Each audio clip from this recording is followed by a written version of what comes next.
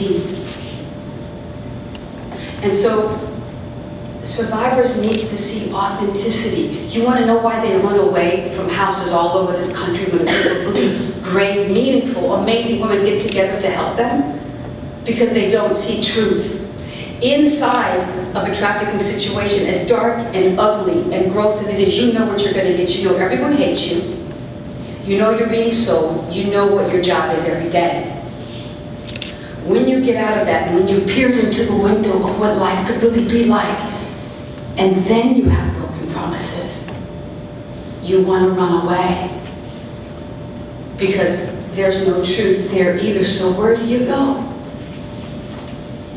A misconception is that survivors can never heal from all that trauma.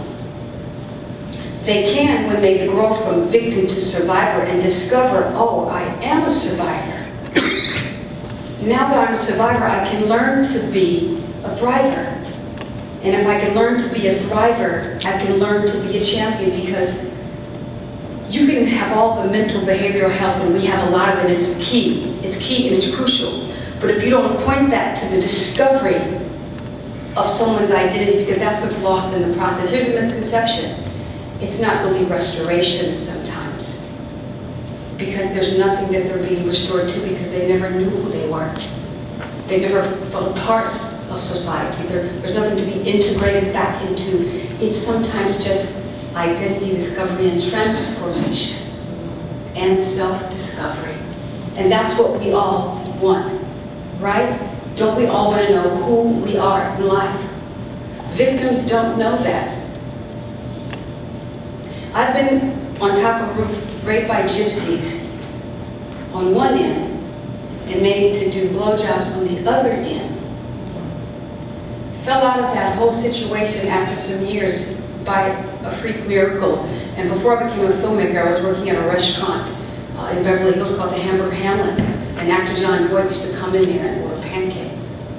He became my very first mentor, even though he knows today that I thought he was like a dirty old man, and he's not. He's amazing. But I was afraid of all men.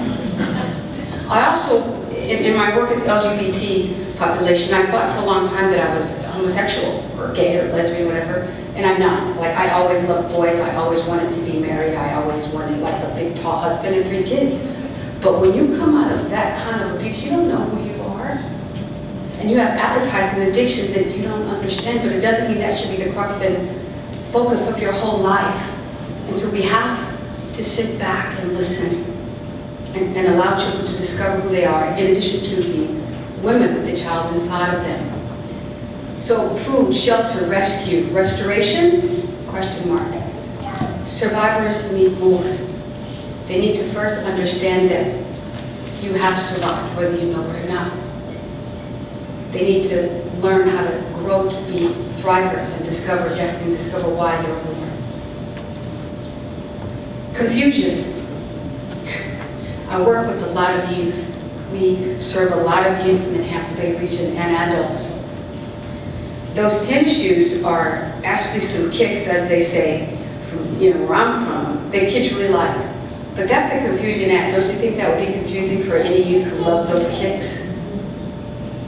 That we actually support in our media, in the social impact of media and television, the internet, ads like this as commonplace and okay.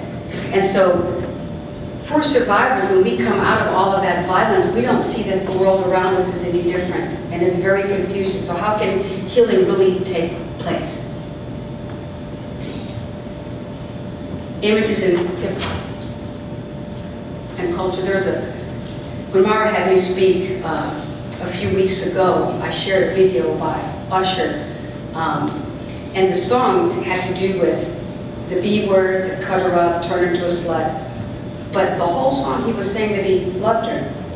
And the beat of the music was so excellent. We actually see mothers driving in their car, listening to the song, and the kids are thinking it's okay. But the words, it does not take a club or a knife or something abusive to hurt a child. It takes beating their brain over and over again. This is abuse. this is a violent abuse against you, because we learn through 85% of everything we learn as individuals is through observation, through what we see perpetually over and over and over and over again. So it's not just about what Alex said, yes, what we purchase. Or Megan or Free wrote, Justin Dillon, I love their work. It's about what we allow in media, in commercials, and what we allow our children to see and to absorb. Images like this of famous hip-hoppers. For young men transforming and discovering who they want to be. For survivors, we have girls that are 12, 13, 14, addicted to what they think is sex because of the repeated abuse. And even though 12 years old might be the national average, many of the children we work with, their familial sex life started at 3 years old, 4 years old, full penetration, 5 years old, and 6 years old.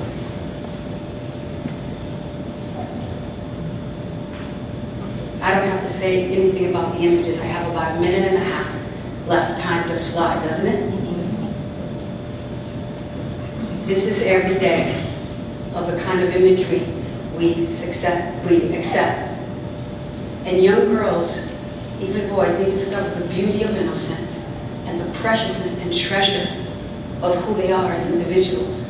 And that their future, that their very nature is not predicated upon their physicality, but their character, their intelligence. Survivors, just as any survivor human being, needs to belong, and because we have been in hell on earth and appreciate the simplest good, will we ever be clean enough? We want to know, will we ever be clean enough? Will you ever see us clean enough to not be who we were, but who we were born to be, and sit with us, as Maya Angelou says, sing the song in our heart that we've never learned or have forgotten. What survivors want to know. This is why survivor leadership is so powerful. Because our deepest fear is not that we are inadequate. Our deepest fear is that we are powerful beyond measure.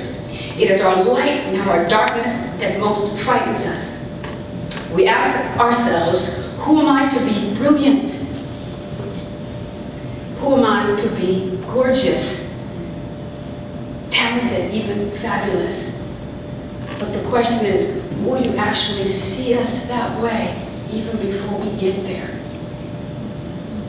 And finally, Nelson Mandela made this narrative by Marianne Williamson popular because he spent a lot of time in prison, but yet he was free because bondage is in the mind.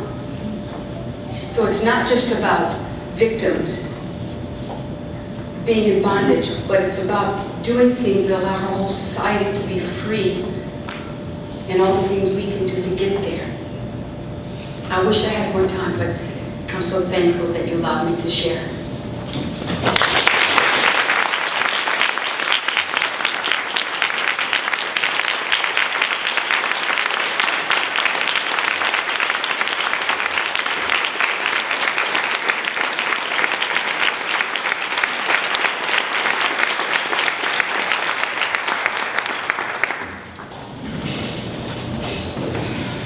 Powerful.